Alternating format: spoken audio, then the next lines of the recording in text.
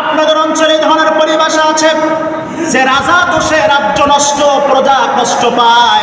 রাজা যদি নষ্ট হয়ে যায়, রাজা যদি খারাপ হয়ে যায়, প্রজারাও খারাপ হয়ে যাবে। আর রাজা যদি ভালো হয়, প্রধান যারা, লিডার যারা, নেতা যারা, তারা যদি ভালো হয়ে যায়, জনগণরাও ভালো হয়ে যাবে। একজন প্রধানমন্ত্রী যদি ভালো হয়, একজন মন্ত্রী যদি ভালো হয়ে যায়, একজন এমপি যদি ভালো হয়ে যায়, চেয়ারম্যান মেম্বাররা যদি ভালো হয়ে যায়, জনগণেরা ভালো হতে বাধ্য হবে। কথা বলেন ঠিক কিনা? কর্মী চিন্তা করবে নেতাই তো চোর, কর্মী চিন্তা করবে নেতা নিজেই তো ডাকাত, কর্মী চিন্তা করবে নেতা নিজেই তো চরিত্রহীন। আমার চরিত্র খারাপ করতে দোষ কি?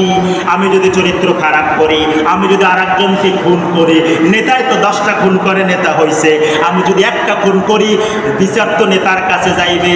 আমার একটা খুনের বিচার নেতায় করতে পারবে না, কারণ নেতা নিজেই তো 10টা খুন করে বসে আছে। কথা বলেন ঠিক কিনা?